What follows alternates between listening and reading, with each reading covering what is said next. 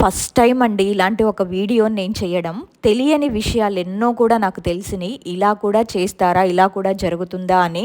అసలు వశీకరణం ఒక మనిషి మీద ఎలా ప్రయోగిస్తారు, దాన్ని మనం ఎలా తెలుసుకోవాలి, దాని నుంచి విరుగుడు ఎలా తీసుకోవాలి, అదొక్కటే కాదు, మనుషుల్ని ప్రాణాలతో ఉన్నప్పుడే హింస పెట్టి చంపే విద్య ఏదైనా ఉంటే అది చేతబడి. ఆ చేతబడి మన మీద ఎలా ప్రయోగిస్తారు, మనం దాన్ని ఎలా కనిపెట్టాలి, దాని విరుగుడు కోసం మనం ఏం చేయాలి అనేది మొత్తం డీటెయిల్ గా పిన్ టు పిన్ ఈ వీడియోలో నేను చెప్పాను. ఎక్కడా కూడా వీడియోని స్కిప్ చేయండి. స్టార్టింగ్ కొంచెం విని వీడియోని జడ్జ్ చేయొద్దు. కథలోకి వెళ్లే కొద్దీ భయంకరంగా, అతి భయంకరంగా ఉంటుంది. ఈ స్టోరీ చేసిన ఒక్క రోజు రాత్రంతా నాకు నిద్ర పట్టలేదు. కలలో అన్ని దయ్యాలే. చిన్న పిల్లలు, భయపడే వాళ్ళు ఈ వీడియోని చూడొద్దు. వీడియోని స్టార్ట్ చేసే ముందు మీ అందరికీ నేను చెప్పేది ఏంటంటే, నాకు ఎంత కష్టమైనా సరే మీరిచ్చే ఒక లైక్, మీరు ఈ స్టోరీ విన్న తర్వాత మీ ఒపీనియన్ ద్వారా మీరు పెట్టే ఒక కమెంట్ నాకు చాలా వాల్యుబుల్. దానివల్లే నాకు ఇలాంటి స్టోరీస్ ఇంకా చేయాలి అని ఒక ఎంకరేజ్మెంట్, ఒక సపోర్ట్ లా ఉంటుంది. ఇంకా ఎక్కడ లేని ఇంట్రెస్ట్ అంతా వస్తుంది. నా కష్టం అంతా నేను మర్చిపోతాను మీరు పెట్టే కమెంట్స్ వల్ల. సో లైక్ చేయడం మాత్రం మర్చిపోవద్దు, కమెంట్ చేయడం అస్సలు మర్చిపోకండి. స్టోరీని అయితే స్టార్ట్ చేసేద్దాం.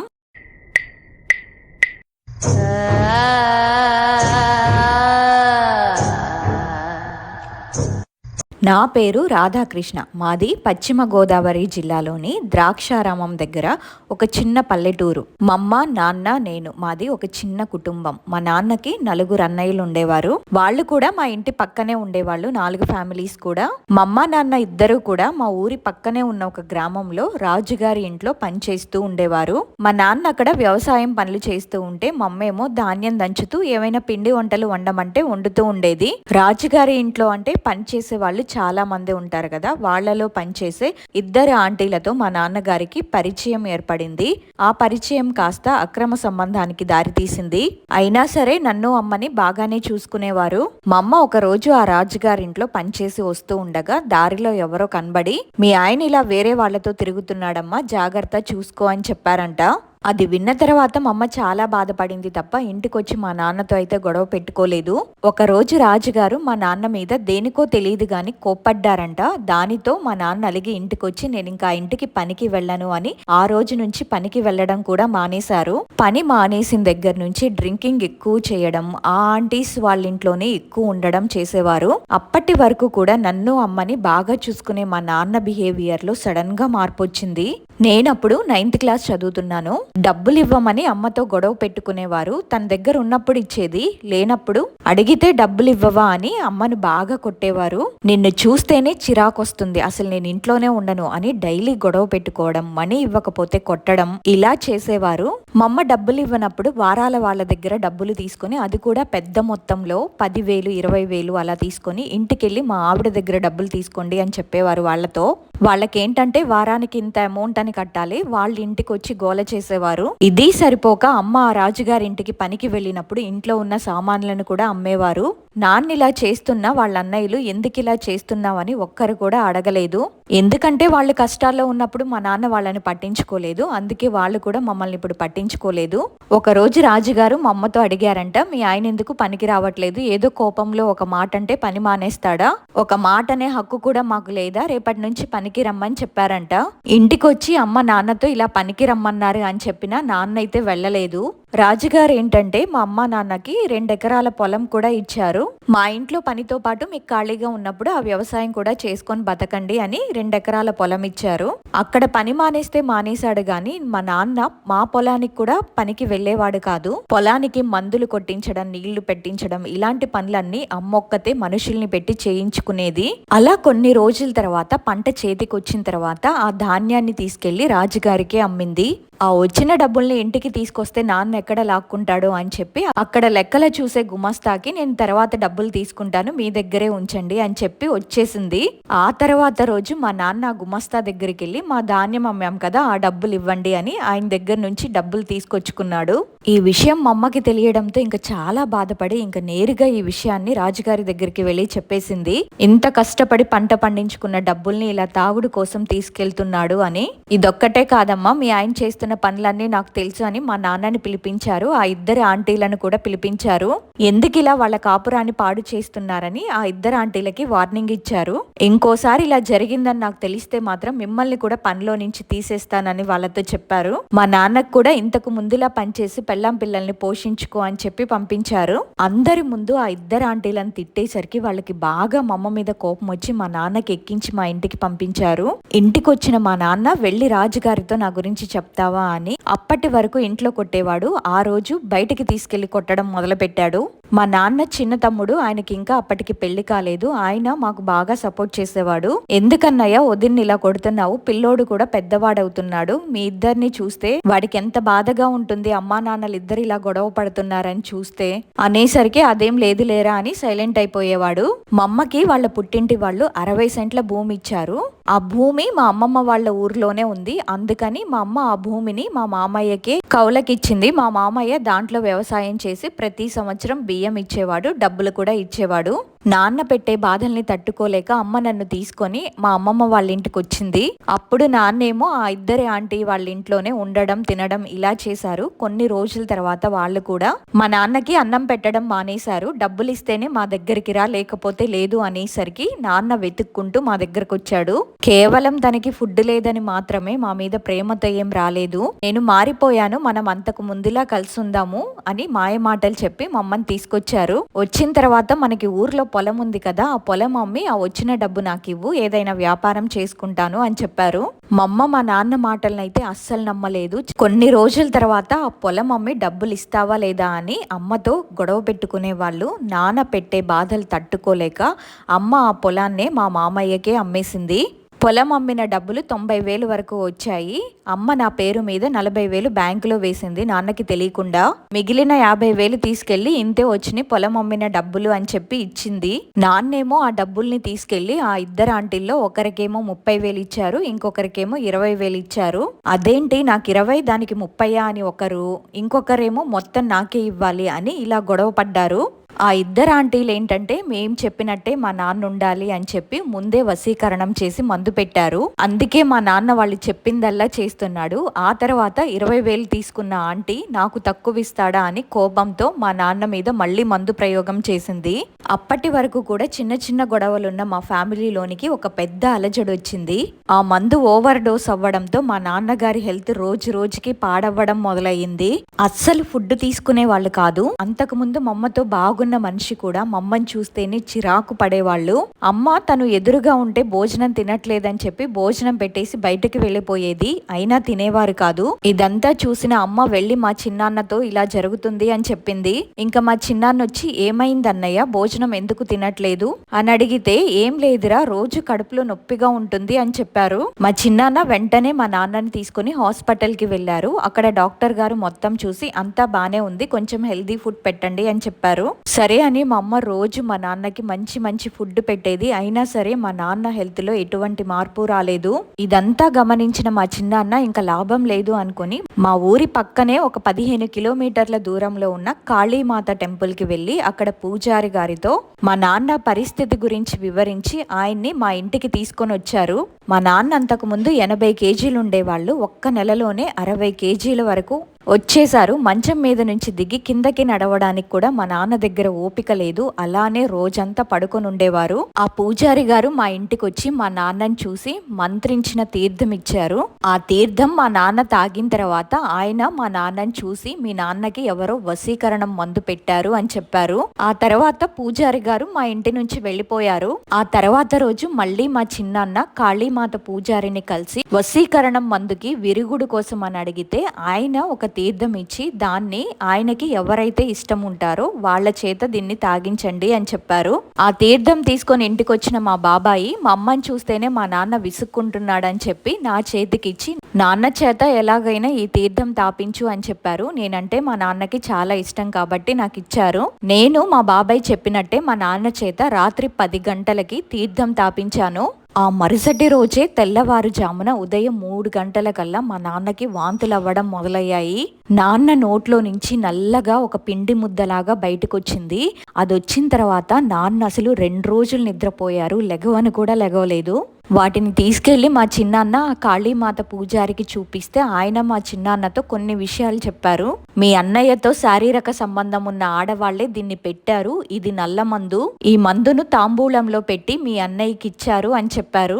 అమ్మ భూమి నమ్మి నాన్న ఒకరికి 30K ఒకరికి 20K ఇచ్చారు కదా, ఆ తక్కువ తీసుకున్న ఆంటీ నాన్నకి మందు పెట్టింది. మా నాన్న ద్వారా మొత్తం ఆస్తిని తీసుకోవడానికే ఆంటీ అలా చేసింది. మా నాన్నకి వశీకరణం మందు తీసిన ఒక వారం తర్వాత మా నాన్న శరీరం మీద ఒక ఎర్రటి మచ్చలు రావడం మొదలయ్యాయి. పైకి కనబడేవి కాదు, లోపల ఏర్పడేవి ఆ మచ్చలు. అంటే ఎలా అంటే సోరియాసిస్ మచ్చలు వస్తాయి కదా, అలా అన్నమాట. ఆ తర్వాత 10 రోజులకి హెవీగా వెయిట్ లాస్ అయిపోయారు, బక్కగా అయిపోయారు. బాడీ పెయిన్స్ రావడం, తల తిరగడం, ఇలాంటి లక్షణాలు మేము నాన్నలో గమనించాము. అర్ధరాత్రి టైంలో మా నాన్న లేచి పెద్దగా కేకలు వేయడం అలాంటివి చేసేవారు. మా నాన్నకు అలా ఉన్నా సరే అమ్మతో గొడవలు పడ్డం, అమ్మని కొట్టడం, తిట్టడం ఇలాంటివి చేసేవారు.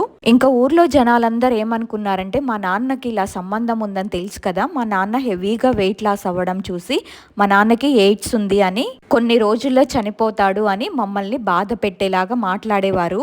నేను వెళ్లే స్కూల్లో కూడా మా ఫ్రెండ్స్ అందరూ మీ నాన్నకి ఎయిడ్స్ ఉంది కదా, నీకు కూడా ఉండే ఉంటుంది, నీతో కలిసి తిరిగితే మాకు కూడా వస్తుంది అని నన్ను దూరం పెట్టేవారు.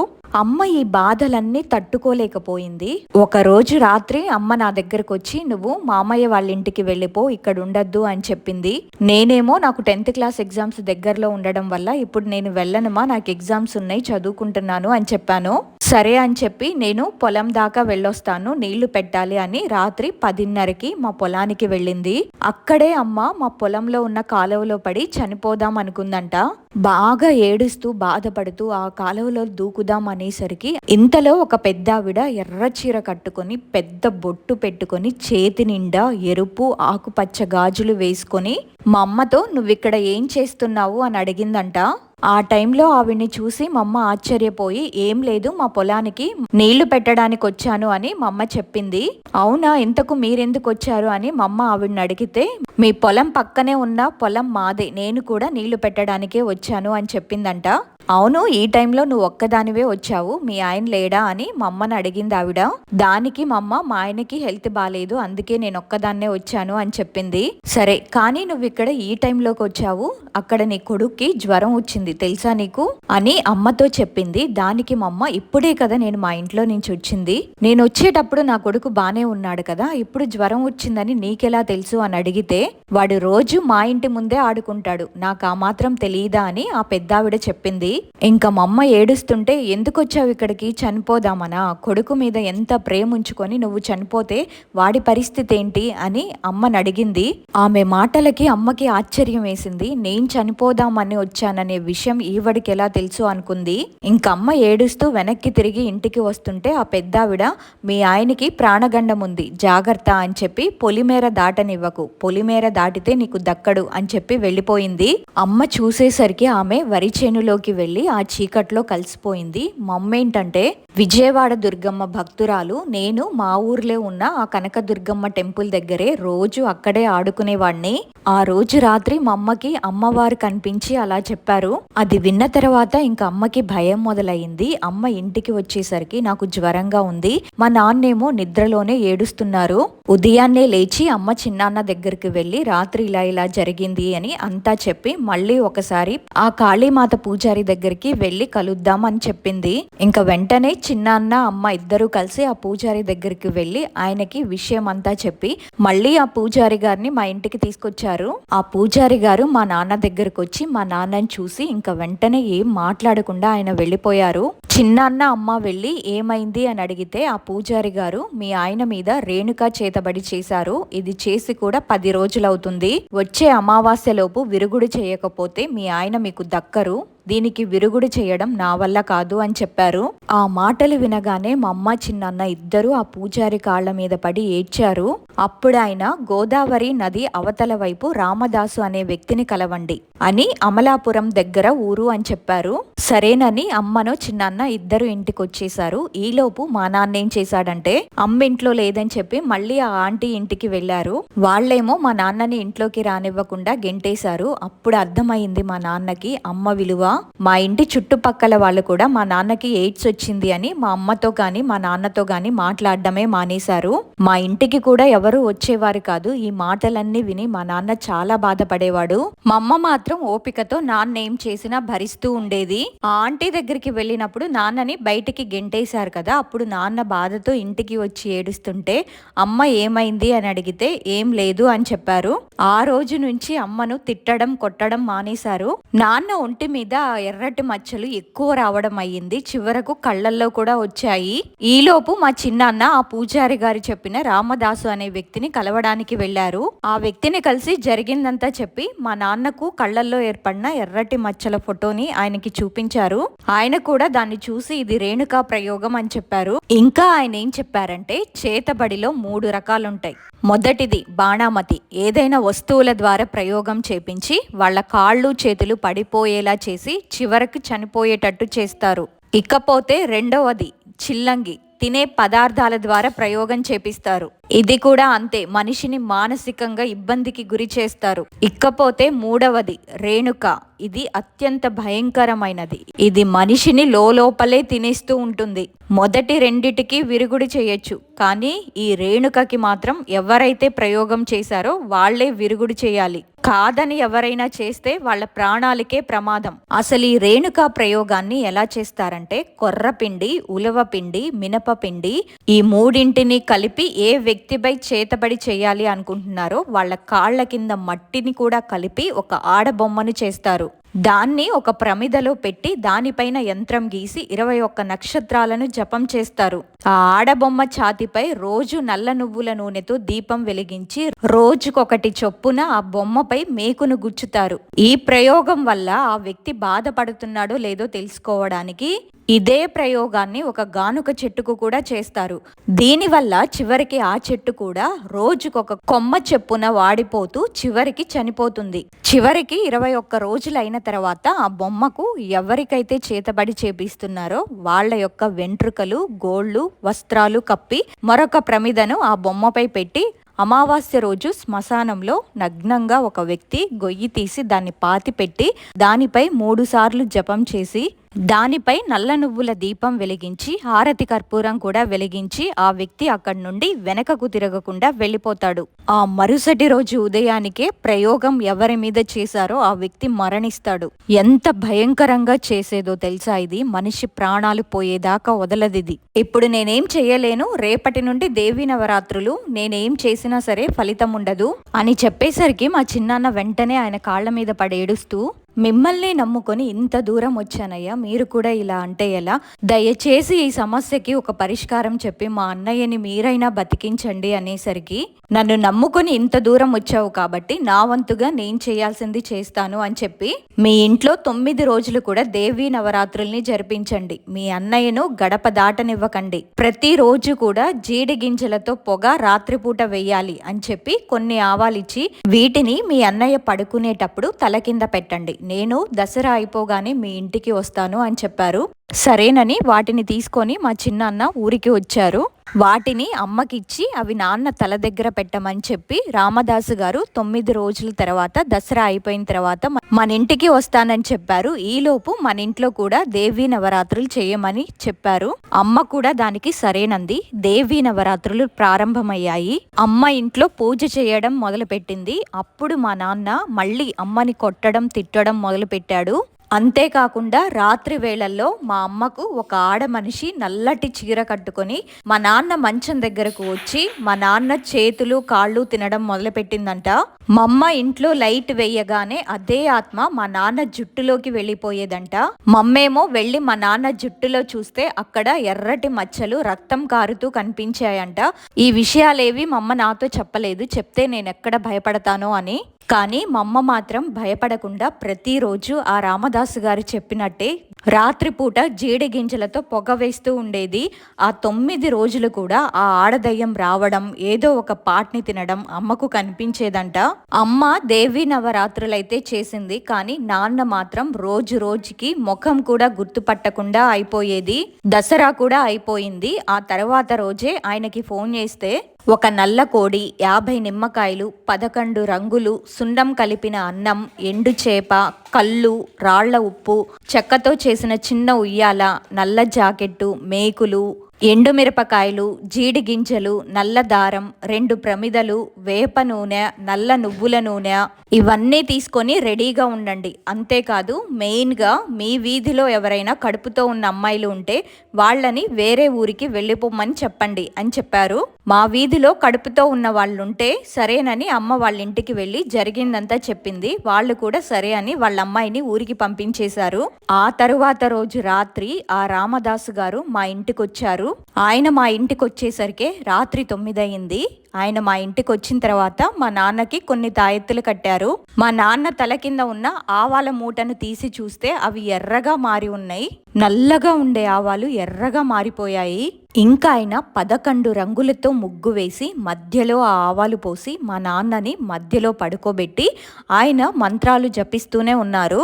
నాన్న అరికాలుకు నల్లటి కాటుకను కూడా రాశారు. ఎందుకంటే ఆ దయ్యం అరికాలు నుండి పారిపోకుండా ఉండడానికంట. ఆ తరువాత నాన్నని ఆ ముగ్గు మధ్యలో కూర్చోబెట్టి నల్లటి కోణ్ణి కోసి దాని రక్తాన్ని నాన్న నోట్లో వేశారు. ఆయన ఆపకుండా మంత్రాలు చదువుతూనే ఉన్నాడు. ఇంకా మా నాన్న వెంటనే పైకి లేచి గట్టిగా అరుస్తున్నాడు. ఆ రోజు మా నాన్న అరిచిన అరుపులకి మా వీధిలో వాళ్ళు కూడా ఒక్కళ్ళు కూడా బయటికి రావడానికి భయపడ్డారు. ఆయన ఆపకుండా మంత్రాలు చదువుతూనే ఉన్నారు. అప్పుడు నాన్న నోట్లో నుంచి ఒక నల్లటి పొగ రావడం మొదలయ్యింది. ఇంతలో ఆయన సున్నం అన్నంపై చెక్క ఉయ్యాలని పెట్టి దానిలో రాళ్ల ఉప్పు, కోసిన నల్లకొండి, ఎండు చేపలు, కళ్ళు, మిరపకాయలు, వేప నూనె వేశారు. ఇది చేసిన తర్వాత ఆయన మా నాన్న తలపై నిమ్మకాయలు ఒకదాని తర్వాత ఒకటి వేగంగా కోస్తూనే ఉన్నారు. కోసిన ప్రతి నిమ్మకాయ కూడా నల్లగా మారుతుంది. దాదాపు 20 నిమ్మకాయలు పైనే కోసిన తర్వాత నిమ్మకాయలు నార్మల్గా ఉన్నాయి. వెంటనే ఆయన ఆ తెచ్చిన పుర్రెల్ని కూడా బయటకు తీసి చెక్క ఉయ్యాల్లో పెట్టి వెంటనే ఆ ఉయ్యాల పైన ఒక నల్లటి జాకెట్ కప్పి నల్లటి దారంతో చుట్టి దానిపైన మేకుల్ని కూడా కొట్టి కొన్ని మంత్రాలు చదువుతున్నప్పుడు నాన్న నోట్లో నుంచి వస్తున్న ఆ నల్లటి పొగ ఆ ఉయ్యాల్లోనికి వెళ్ళింది. నిజంగా సినిమాల్లో చూపిస్తున్నట్లే ఉంది. నేనైతే దాన్ని నమ్మలేకపోయాను. ఇంకా ఏమాత్రం ఆలస్యం చేయకుండా వెంటనే సున్నం కలిపిన అన్నంపై ఆ ఉయ్యాల పెట్టి ఆ మొత్తాన్ని కూడా ఒక పెద్ద సంచిలో పెట్టి బయటికి రాకుండా గట్టిగా కట్టారు. ఇదంతా జరుగుతున్నప్పుడు నాన్న మాత్రం పడుకునే ఉన్నారు. ఎవ్వరు కూడా తనని ముట్టుకోవద్దు అని చెప్పి కాసేపటి తర్వాత ఆయన, నేను మీ ఊరి గోదావరి దగ్గర పొలిమేర దగ్గర ఉంటాను, అక్కడ పూజ చేస్తాను, నేను చెప్పినప్పుడు మాత్రమే ఈ సంచిని 2 వ్యక్తులు తీసుకొని రండి అని చెప్పి వెళ్ళిపోయారు. ఇంకా మా చిన్న అన్న సరే ఎవరైనా మనిషిని తీసుకొస్తాను అని వెళ్ళాడు. కానీ ఎవరిని అడిగినా సరే మేం రామంటే మేం రాము అన్నారంట. ఇంకా మా చిన్నాన్న చేసేదేమీ లేక ఇంటికొచ్చి అమ్మకి చెప్తే, ఒకసారి నేను వెళ్ళి అడిగొస్తాను ఎవరైనా వస్తారేమో అని చెప్పి ప్రతి ఇంటికి వెళ్ళి తలుపు కొట్టినా కనీసం ఎవ్వరు కూడా తలుపు తీయలేదు. నేను వెళ్తాలేమ్మా చిన్నాన్నతో పాటు అని చెప్పాను. కానీ అమ్మేమో నువ్వొద్దు నేనే వెళ్తాను అని అమ్మ చిన్నాన్న ఇద్దరు అర్ధరాత్రి 1:30కి సైకిల్ మీద గోదావరి తీరానికి వెళ్ళడానికి బయలుదేరారు. అలా వెళ్తూ ఉన్నప్పుడు అమ్మను ఎవరో పిలుస్తున్నట్టు వినిపించిందంట. నీ చేతిలో ఉన్న సంచిని ఇక్కడే పడేసి వెళ్ళిపో, లేదంటే నిన్ను చంపేస్తా అని అరుస్తుందంట. అమ్మ ధైర్యంగా ఉండేసరికి ఏం చేయలేకపోయింది. అది మా చిన్నాన్నను కూడా భయపెట్టింది. మా చిన్నాన్నకు అది నగ్నంగా కనిపిస్తూ ముందు పరిగెత్తుతూ దారి మార్చడానికి ప్రయత్నించిందంట. ఇలా వాళ్ళు వెళ్లే దారంతా ఏదో ఒక ఆటంకాలు వచ్చాయి. అయినా సరే వాళ్ళు ఎలాగలా వాళ్ళు ఆ శ్మశానం దగ్గరకు చేరుకొని రామదాసు గారికి ఆ సంచినిచ్చారు. కానీ అక్కడికి వెళ్ళిన అమ్మని చూసి, ఈ టైంలో నువ్వెందుకు వచ్చావమ్మా అని అమ్మని అడిగారు. ఆడవాళ్ళు ఈ పని చేయకూడదు, అందులోనూ శ్మశానానికి అస్సలు రాకూడదు అని అమ్మ మీద కోపడ్డారు. ఎవరిని అడిగినా సరే ఎవరూ రాలేదండి, అందుకే నేను వచ్చాను అని చెప్పింది. ఆయన దగ్గరున్న ఒక రుద్రాక్షమాలను అమ్మ చేతికిచ్చి, దాన్ని నీ మెడలో వేసుకో, ఉదయం వరకు దీన్ని తీయకు అని చెప్పారు. ఆ తర్వాత ఆయన అక్కడే 2 ప్రమిదలలో వేప నూనె, నువ్వుల నూనె వేసి వెలిగించి ఆ చెక్క ఉయ్యాలను బయటికి తీసి దానికి మేకులు కొట్టి కొన్ని పూజలు చేసి తీసుకొచ్చిన మొత్తం సామాగ్రిపై వేప నూనె, నువ్వుల నూనె, కర్పూరం వేసి మంట పెట్టారు. అందులో నుంచి విచిత్రమైన అరుపులు చేస్తూ అది శ్మశానం అంతా గోలగోల చేస్తుందంట. అప్పుడు ఆయన ఆ మంటలలో జీడి గింజలు, నల్ల ఈశ్వరి చెట్టు ఆకులు, అడవి అనుము చెట్టు ఆకులు, పిట్టకాల ఆకులు వేయగానే అరుపులు ఆగిపోయాయి. ఈ 3 చెట్ల వల్ల మనపై ఏదైనా చెడు ప్రయోగాలు చేస్తే వీటి ఆకులు పొగ వేస్తే నయమవుతుందని ఆయనే తీసుకొచ్చారు. ఆ తర్వాత ఆయన మా చిన్నాన్నను అమ్మను వెనక్కి తిరగకుండా ఇంటికి వెళ్ళిపోమన్నారు. నేను రేపు ఉదయం వచ్చి మిమ్మల్ని కలుస్తాను అని చెప్పాడు. ఇంటికి వెళ్ళి మీ ఆయనకు పెరుగన్నం పెట్టి ఇంటిని శుభ్రం చేసి మళ్ళీ జీడి గింజలతో పొగ వేయమని చెప్పారు. రామదాసు గారు శ్మశానంలోనే రాత్రంతా అక్కడే ఉన్నారు. ఎందుకంటే ఆయన మా నాన్నకు చేతబడి చేసిన ప్రదేశం తెలిసి అక్కడికి వెళ్ళి వాటిని అంతా నాశనం చేశారంట. ఇంకా ఉదయాన్నే ఆయన మా ఇంటికి వచ్చి నాన్నకు అమ్మకు చిన్నాన్నకు నాకు కొన్ని తాయెత్తులు కట్టారు. మేము కొన్ని డబ్బులు ఇచ్చి ఆయన్ని పంపించాము. ఆయన వెళ్తూ వెళ్తూ ఏం చెప్పారంటే, మీరు ఒక 6 నెలల్లో ఈ ఊరిలో ఉండద్దు, వెళ్ళిపోండి అని చెప్పి వెళ్ళిపోయారు. అసలు ఈ రేణుకా ప్రయోగం మా నాన్న మీద చేసింది ఎవరో కాదు, మా నాన్నకి పరిచయం ఉన్న 2 ఆంటీల్లో ఒకళ్ళు. 20,000 తీసుకున్న ఆంటీ నాకు తక్కువ డబ్బులు ఇస్తావా అని నాన్నతో గొడవ పడింది. నాకు మొత్తం కావాలి అని గొడవ చేసింది. ఆ ఆంటీనే ఫస్ట్ మా నాన్నకి వశీకరణం మందు పెట్టింది. ఆ కాళీమాత పూజారి ఆ మందును తీసేశారు. మా నాన్నకైతే ఈ విషయం తెలియదు, మేము చెప్పలేదు. వశీకరణం మందును వీళ్ళు తీసేశారు అని తెలుసుకున్న ఆవిడ, నేనే ఇదంతా చేపించానని తెలిసే ఉంటుంది వీళ్ళకి. ఇంటికి వెళ్లి మా నాన్న ఆంటీని ఏదైనా చేస్తాడు అనే భయంతో మా నాన్నని చేతబడి చేసి చంపాలి అని చూసింది. ఆ చేతబడి చేసేది కూడా ఎవరో కాదు, వాళ్ళ హస్బెండ్ వాళ్ళ నాన్నే. అంటే ఈమెకి మామయ్య అవుతాడు. వాళ్ళకి ఇలాంటివన్నీ బాగా తెలుసంట. ఫస్ట్ పెట్టిన వశీకరణ మందు తీసిన తర్వాత మా నాన్న ఎప్పట్లాగే ఆ ఆంటీ వాళ్ళ ఇంటికి వెళ్ళాడు. మరి ఆ ఆంటీ అన్నంలో ఏం కల్పించిందో తిని నిద్రపోయాడంట. అప్పుడు వాళ్ళు మా నాన్న జుట్టు, కాలిగోళ్ళు, మా నాన్న కట్టుకున్న బట్టల్లో కొన్ని వస్త్రాలు కత్తిరించి వాటితో చేతబడి చేశారు. చేతబడి చేసిన తర్వాత వాటిని ఎవరికైతే చేతబడి చేశారో వాళ్ళింట్లో పాతి పెట్టాలి గుంట తీసి. ఈ పని చేయడానికి సొంత కొడుకునే పురమాయించింది. ఆ రోజు ఆదివారం 10th క్లాస్ ఎగ్జామ్స్ దగ్గరికి రావడంతో నేను ఇంట్లో ఉండే చదువుకుంటున్నాను. మమ్మేమో పనికి వెళ్ళిపోయింది, మా నాన్నేమో నిద్రపోతున్నాడు. ఇంట్లో నేను ఒక్కడనే ఉన్నాను. అప్పుడే ఆంటీ వాళ్ళ కొడుకు వచ్చాడు. అబ్బాయి కూడా మా స్కూలే, నాతో పాటు 10th క్లాస్ చదువుతున్నాడు.